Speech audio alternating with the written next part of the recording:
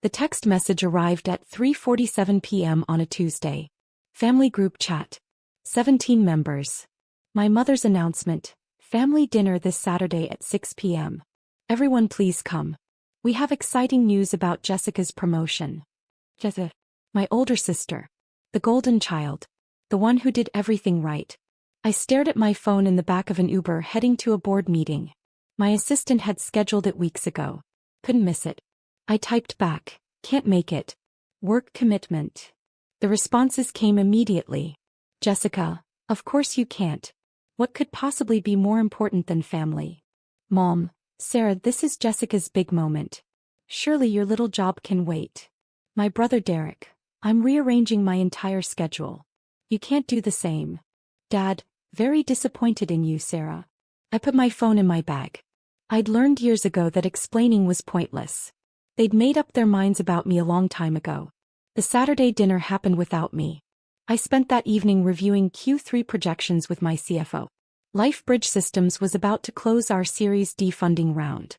$340 million. Valuation climbing to $1.8 billion. We were 3 months from launching our breakthrough cardiac monitoring system that would revolutionize post-surgical care. But my family didn't know any of that. To them, I worked in healthcare tech. Whatever that meant. It started when I was 23. Fresh out of MIT with degrees in biomedical engineering and computer science. I'd been recruited by 6 companies.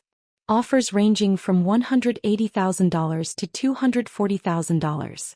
Instead, I chose a small medical device startup in San Francisco. Salary, $75,000. Equity, 2%. My family was horrified. You're throwing away your education, Dad said at Sunday dinner. He was a regional sales manager for a pharmaceutical company. Made $140,000 a year. Thought. Respectable. Safe. MIT graduates don't work at startups, Mom added. She taught high school chemistry. Between them they made about $210,000. They owned their home. Had retirement accounts. Did everything by the book. Jessica had graduated from Penn State 2 years earlier with a business degree. She'd landed a job as an associate product manager at a mid-sized medical supply distributor. Started at $68,000. By the time I graduated, she was making $82,000 as a senior associate. Your sister has benefits, Mom reminded me constantly. Health insurance. 401k matching. Paid time off. What do you have? I had equity in a company no one had heard of. Stock options that might be worthless. 16-hour days in a warehouse converted into office space. Ramen for dinner 4 nights a week. But I believed in what we were building. Dr. Chen, our founder, had lost his wife to a postoperative complication that should have been detected earlier.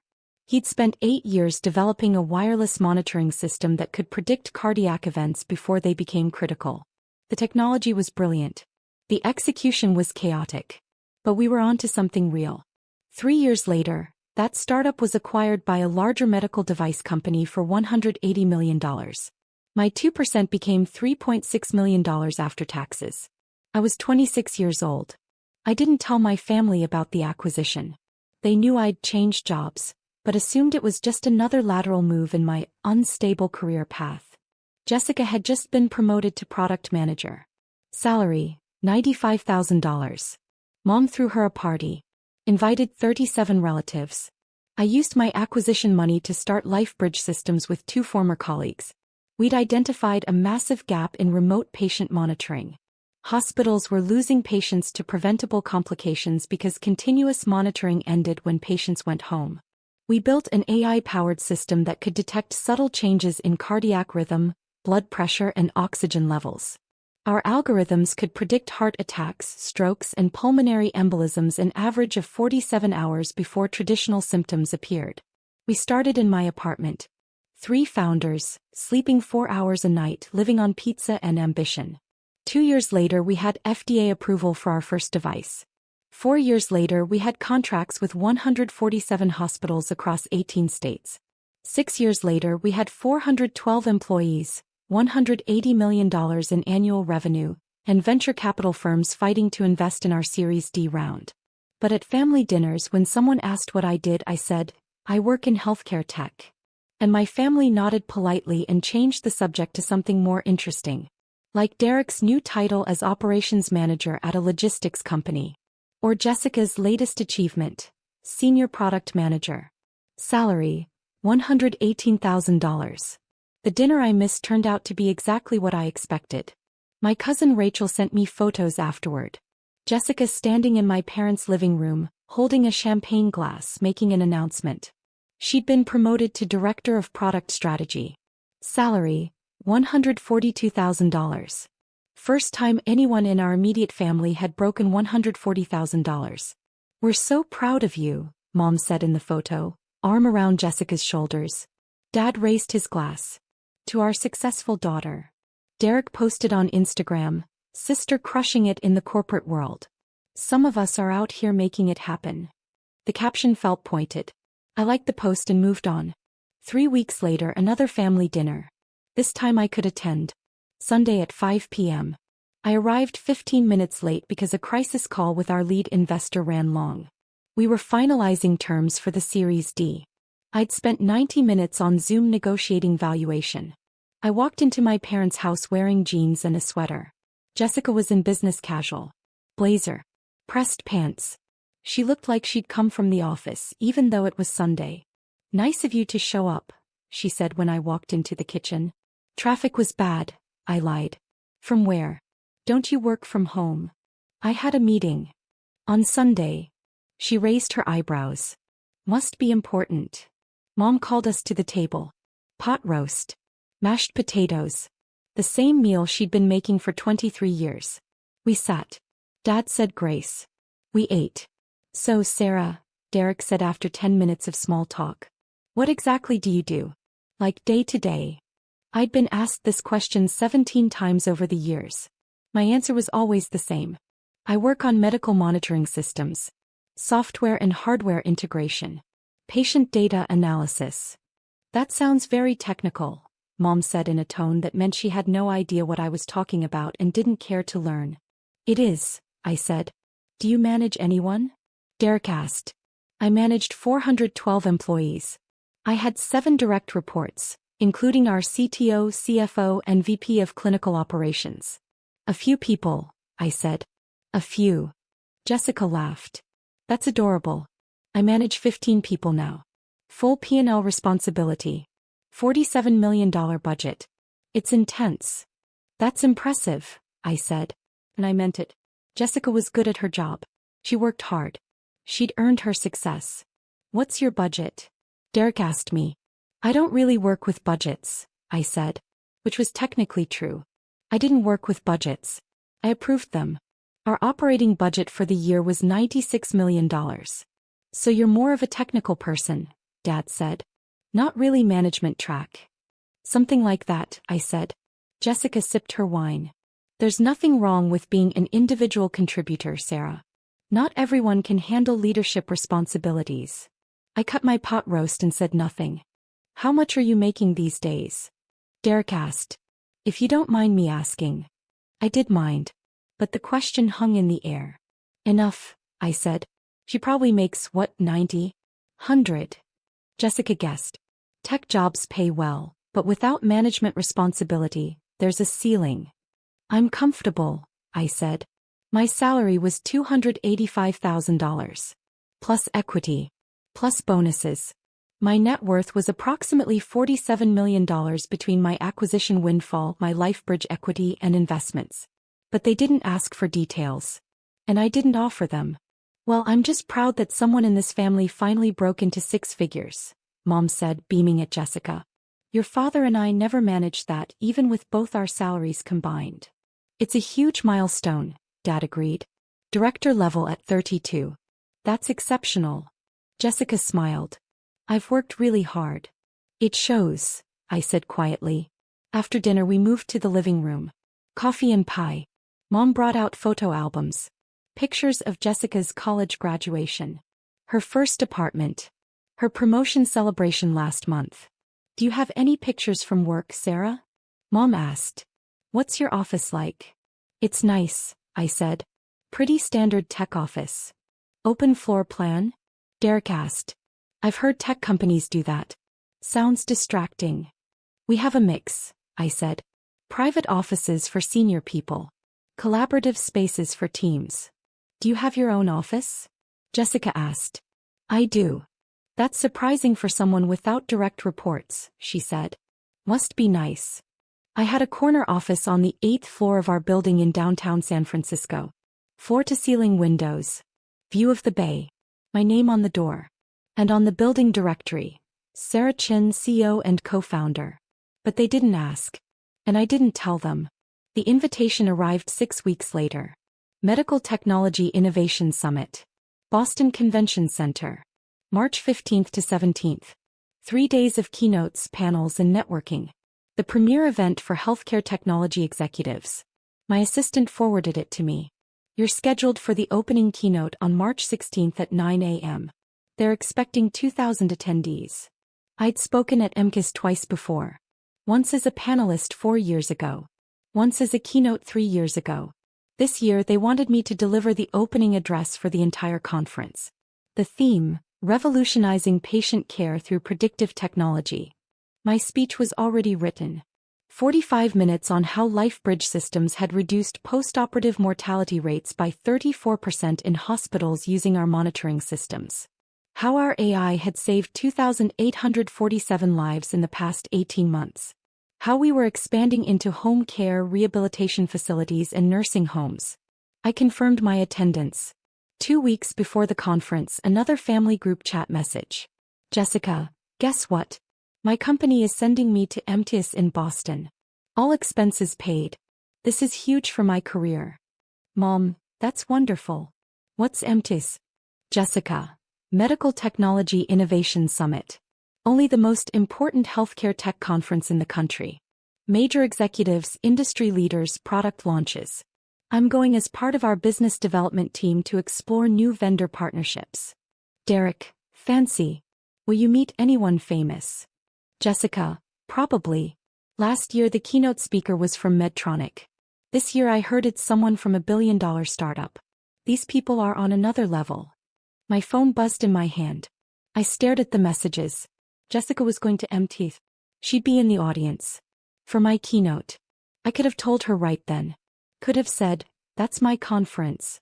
I'm speaking there. Instead I typed, have fun. Sounds like a great opportunity. Jessica, thanks. At least someone in this family is happy for me. Sarah didn't even respond. I looked at my previous message. Sent 3 seconds earlier. I put my phone down and went back to work. March 16th arrived cold and gray. I flew into Boston the night before. Stayed at the conference hotel. The Westin waterfront. My room was on the 18th floor.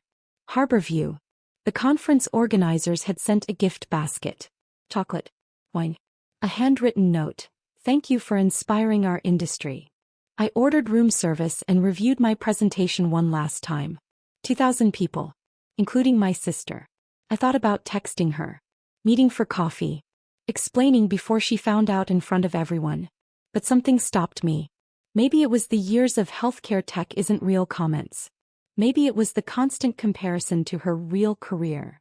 Maybe it was the assumption that I was a mid-level technical worker with no management experience and a salary cap of $100,000. Or maybe I was just tired of explaining myself to people who had already decided who I was. I went to sleep at 11 p.m. Woke at 6 a.m. Shower. Hair. Makeup. I put on a navy suit. Expensive. Tailored. The kind you wear when you're about to walk on stage in front of 2,000 people and tell them how your company is changing medicine. At 7:30 a.m. I went downstairs to the conference level. The main ballroom was massive. Rows of chairs stretching back into shadows. A stage with a 20-foot screen. Cameras. Lighting rigs. The setup crew was doing final checks. Miss Chin. The conference director rushed over. We're so excited. Your prep room is ready. Can we get you anything? Water. I'm fine, I said. We'll start seating at 8:15. Your introduction begins at 8:58. You'll take the stage at 9 o'clock. Sound good? Perfect. I went to the prep room. Private space backstage. Leather couch. Coffee station. A TV monitor showing the ballroom as it filled. At 8:20 people started entering. Hundreds of them. Conference badges hanging from lanyards. Suits and business casual. They took their seats. Chatted. Checked their phones. At 8:35 I saw her. Row 7. Seat 12. Jessica. Wearing a burgundy dress and blazer. Hair perfectly styled. She was with 4 colleagues. All wearing matching company badges. She was laughing. Animated. Excited to be there. She had no idea. My assistant knocked on the door. 5 minutes, Ms. Chin. I stood. Smoothed my suit. Checked my reflection one last time. The conference director appeared. Ready. Ready. He walked me to the side stage entrance. The lights were dimming in the ballroom. The screen behind the stage showed the MTS logo. A voice came through the speakers. Good morning and welcome to the Medical Technology Innovation Summit. We have an incredible program lined up for you over the next 3 days. To open our conference, we're honored to welcome a leader who has fundamentally transformed how hospitals monitor and protect their patients. I watched the screen from backstage. My photo appeared. Professional headshot. Below it, Sarah Chin, CEO and co-founder LifeBridge Systems.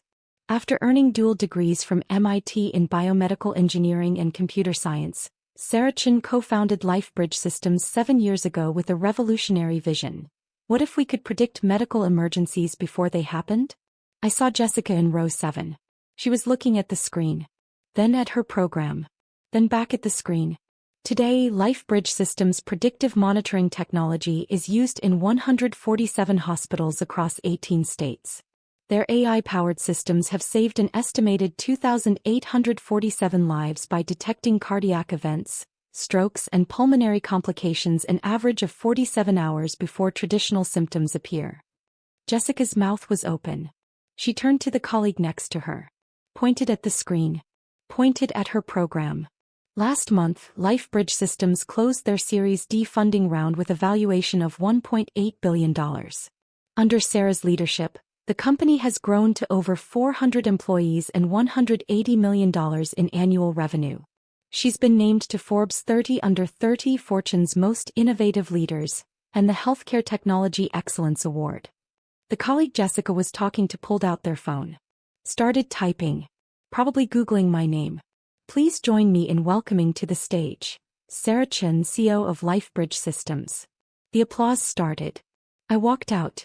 The lights were bright. The audience was a mass of faces. The camera flashes made it hard to see individual people. But I could see row 7. Jessica was standing. Everyone was standing. 2,000 people on their feet. Applauding. Jessica's face was white. Absolutely colorless. Her mouth was still open. Her hands were frozen mid-clap. I reached the podium. The applause continued. 30 seconds. 45 seconds. I smiled. Nodded. Raised my hand in a small wave. Finally the room settled. People sat. I looked at row 7. Jessica sat slowly. Mechanically. Like someone had pushed her down. I began my speech. 7 years ago my co-founders and I were sitting in my apartment in San Francisco, eating our 4th pizza of the week, talking about a problem that kept us up at night. I spoke for 43 minutes. I told them about Dr. Chin losing his wife.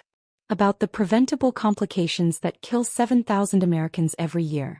About the wireless sensors we developed that could detect microchanges in heart rhythm.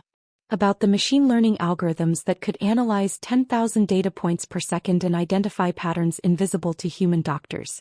I showed them data. Graphs. Statistics. Hospitals using LifeBridge Systems saw postoperative mortality drop by 34%. Readmission rates fell by 28%. Patient satisfaction scores increased by 41%. I told them about Maria Rodriguez, a 67-year-old grandmother in Phoenix who'd had routine gallbladder surgery. Our system detected an irregular heartbeat 41 hours before she would have had a massive stroke. The hospital intervened. She went home 3 days later and got to meet her first great-grandchild. I told them about James Patterson, a 54-year-old high school teacher in Michigan who'd had knee replacement surgery. Our system caught a developing pulmonary embolism 38 hours early. Treatment was simple. The alternative would have been fatal. 2,847 stories like that. 2,847 lives. The audience was silent. Listening. I wrapped up my speech with our vision for the future. Expanding into home care, rehabilitation facilities, nursing homes. Bringing this technology to patients everywhere, not just in hospitals. We started LifeBridge Systems because we believed one simple thing. Technology should serve humanity. Data should save lives. And innovation should be measured not in dollars, but in the number of people who get to go home to their families. I paused. Thank you. The applause was immediate. Thunderous. Everyone stood again. I looked at row 7. Jessica was standing. But she wasn't clapping. She was just staring at me. Her colleagues were clapping. Enthusiastically. The woman next to her leaned over and said something. Jessica nodded but didn't respond. The conference director returned to the stage. Thank you, Sarah. We have time for a few questions. Hands shot up across the ballroom. 20 minutes of Q&A. Questions about our technology, our funding, our expansion plans, our partnership strategy. A woman in row 12 stood. Ms. Chen, your company is clearly positioned for significant growth. Are you considering an IPO? We're exploring all options, I said carefully. Our focus right now is on delivering value to patients and healthcare providers. When the time is right for an IPO, we'll make that decision based on what serves our mission best. More questions. More answers. Finally, the conference director wrapped up. Let's give Sarah Chen one more round of applause. They stood again. I waved, smiled, walked off stage. Backstage, the conference director was beaming. That was incredible. Absolutely incredible. We're already getting tweets about it. You're trending on healthcare tech Twitter. Glad it went well, I said. The networking reception is at 11. We'd love to have you there. And we're doing press interviews at 2 if you're available. I'll be at both, I said. My assistant appeared with my phone. 17 messages. 3 from my CFO about the press coverage. 2 from our VP of Communications about interview requests.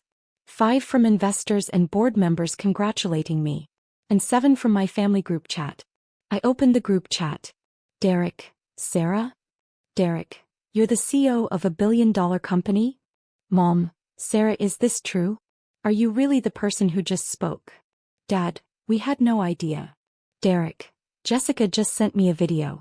That's definitely you on stage. Mom, why didn't you tell us? Derek, this is insane. You've been sitting at our dinners letting us talk about our jobs like, wow. There were no messages from Jessica. I put my phone away. The networking reception was in the main exhibition hall. Hundreds of people. Vendor booths. Cocktail tables.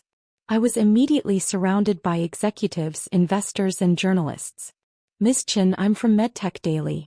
Could we get 5 minutes? Sarah, we'd love to discuss a potential partnership with our hospital network. I've been following LifeBridge for 2 years. Your presentation was phenomenal.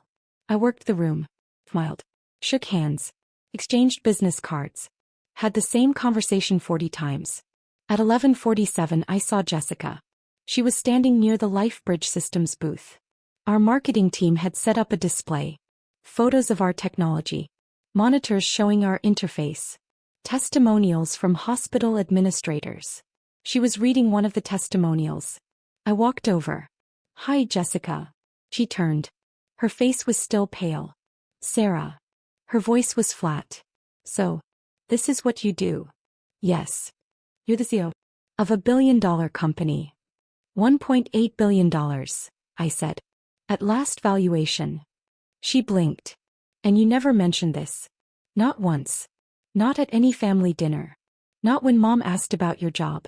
Not when Derek asked about your budget. I did mention it, I said calmly. I told you I work in healthcare tech. You said you work in healthcare tech. Not that you run a healthcare tech company. Not that you're. She gestured at the booth. At the conference. At everything. This. You never asked, I said. Her face flushed. I never asked. Sarah, we talked about careers constantly. You sat there at dinners while we discussed our jobs. While I talked about managing 15 people and my $142,000 salary and my... She stopped. You let us think you were some mid-level technical worker. I never said that. You never corrected us. People were starting to look. I lowered my voice. Jessica, every time I tried to talk about my work, you changed the subject. Every time someone asked what I did, you answered for me. Healthcare tech, in that dismissive tone. Like it wasn't a real job. Because I didn't know. Her voice broke. If you'd just told us. Would you have believed me? I asked quietly. If I'd said, I'm the CEO of a company worth $1.8 billion, would you have believed me? Or would you have thought I was exaggerating? Delusional? Trying to one-up your director promotion? She opened her mouth. Closed it. I didn't tell you, I said, because I didn't need you to know. My work speaks for itself. My company succeeds or fails based on what we build, not on whether my family understands what I do. That's not fair, she whispered. We're your family. You're right, I said. You are. And I love you. But you spent 7 years assuming the worst about my career without ever asking for details. You spent 7 years comparing your achievements to what you thought were my failures. And you never once considered that maybe I was doing okay. Her eyes were wet. I didn't mean. I know you didn't, I said gently. But it happened anyway. A man in a suit approached us. Ms. Chen, I'm from Johnson & Johnson. We'd love to discuss a potential acquisition conversation. Of course, I said. I turned back to Jessica. I have to go. We can talk later if you want. She nodded. Said nothing. I walked away to discuss a potential $3 billion acquisition offer. The rest of the conference was a blur. Panels. Meetings. Interviews. Networking. I shook 200 hands. Had 150 conversations. Signed 12 NDAs for potential partnerships. Jessica and her colleagues attended several sessions. I saw them in the audience for a panel I moderated on Friday afternoon. She didn't approach me. Friday evening I flew home to San Francisco. My phone buzzed during the flight. Family group chat. Mom, Sarah, we'd like to talk. Can you come to dinner on Sunday? I stared at the message for a long time. Finally I typed, I can do Sunday at 5. Sunday dinner was uncomfortable. I arrived exactly on time. Everyone was already there. Jessica, Derek, that. We sat at the table. No pot roast this time. Mom had ordered Italian from the place we used to go for special occasions. So, Dad started. We've all been talking. And we owe you an apology. I said nothing. Mom continued. We had no idea what you'd accomplished. If we'd known. You would have treated me differently? I asked. Silence. That's the problem, I said quietly. My accomplishments shouldn't determine whether you respect me. Whether you take my career seriously. Whether you include me in family celebrations. We always included you, Derek protested. You uninvited me from Jessica's promotion dinner, I said. Well, you didn't technically uninvite me. You just scheduled it for a night you knew I couldn't make and then talked about how disappointed you were that I didn't prioritize family. Derek looked away. We didn't understand, Mom said. You were always so vague about work. I was exactly as detailed as you let me be, I said. Every time I mentioned a project, you changed the subject. Every time I tried to explain what we were building, you talked over me about Jessica's latest achievement.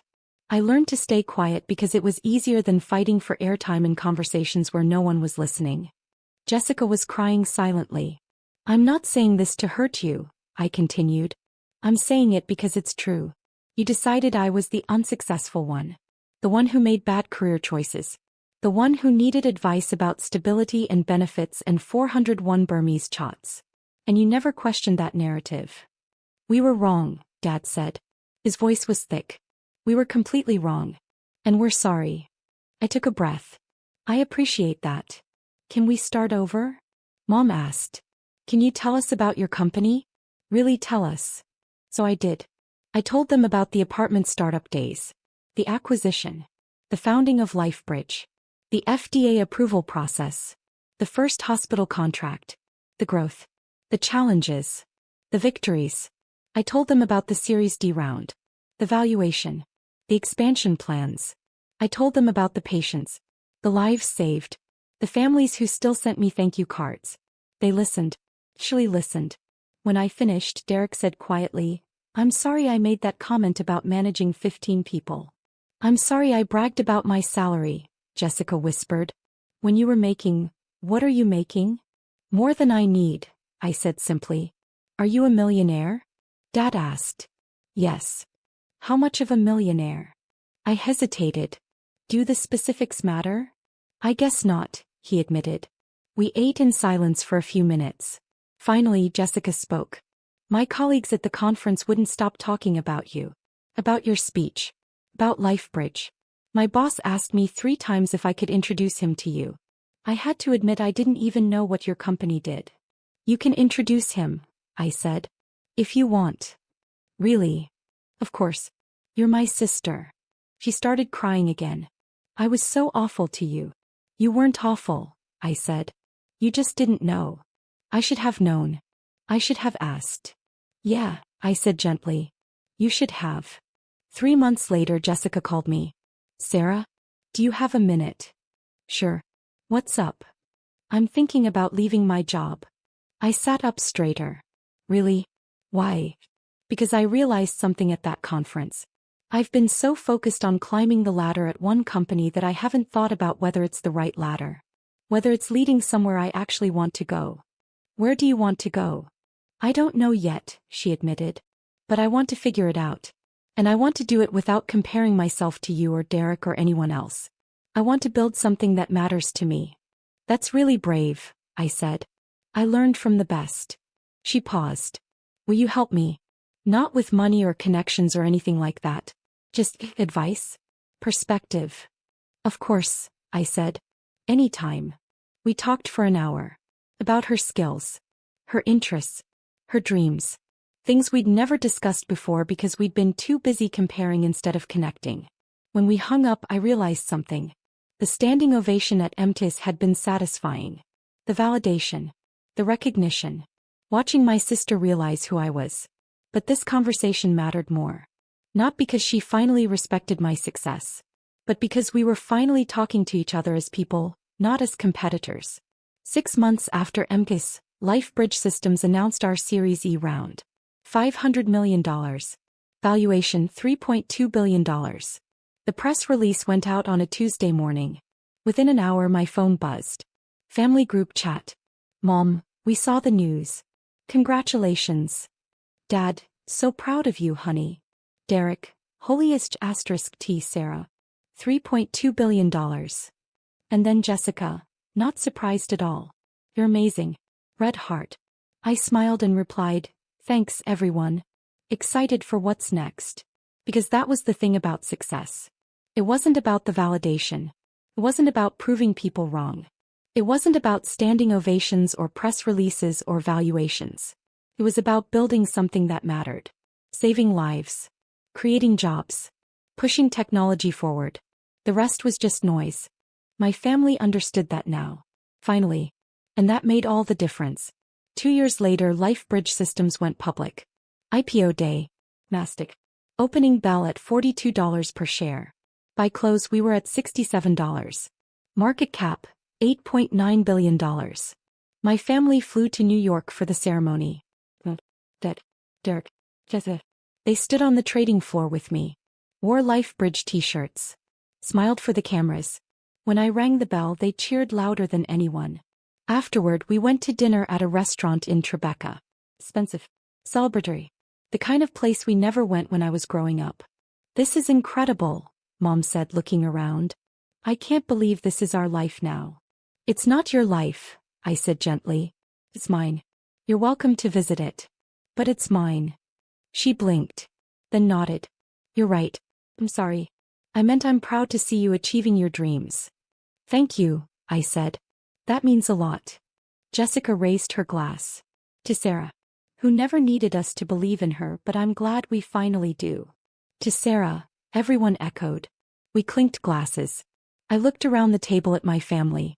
Imperfect. Complicated. But mine. To second chances, I said quietly. We drank. And for the first time in years I felt like we were finally on the same page. Not because they understood what I did. Not because they respected my success. But because they'd learned to ask questions instead of making assumptions. That was enough. That was everything.